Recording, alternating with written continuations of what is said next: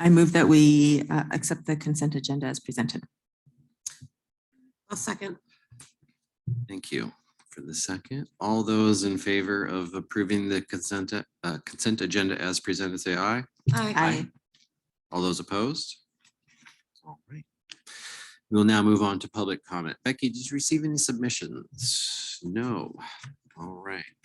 Thank you, Becky. We will now move on to action items. Superintendent Dotson will present on the recommended approval of resolution 09-21-22, participation in vaping lawsuit. Superintendent Dotson, go ahead. Yes, President Taylor, board members. So as I shared at the May 12th meeting, Tumwater School District has an opportunity to sign on to a mass action lawsuit against Juul, a leading manufacturer of vaping products. This lawsuit seeks to hold Juul liable for costs incurred by public schools in responding to youth vaping issues. So I've shared with the board information about the lawsuit as well as background information about the reasons for this collective effort. So far over 100 Washington districts have signed on to the suit. Deadline to participate is May 31st. To do so, the board would need to approve this resolution authorizing participation and directing the superintendent to execute the documents to participate in advance of that. So tonight.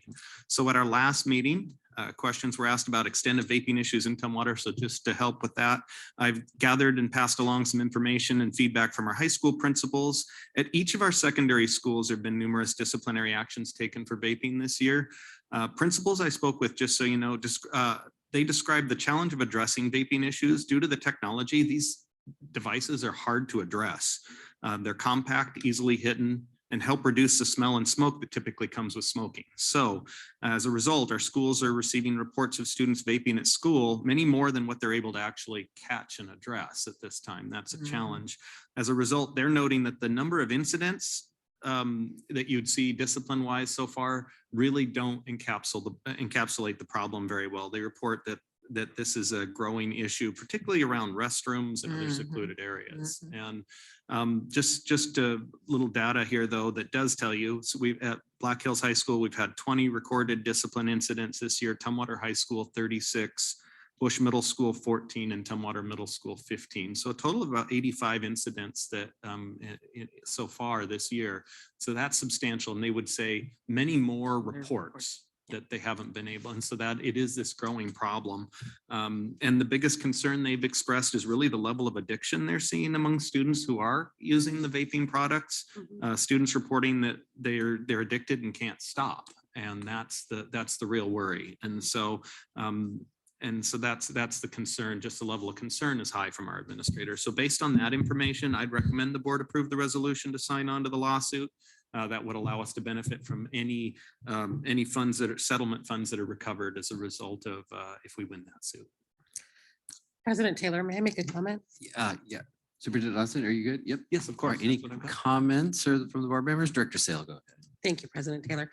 I just want to publicly say thank you to Superintendent Dotson and our principals for making that extra effort of finding out that vaping information, because I was not aware of how serious the problem really truly was in our schools.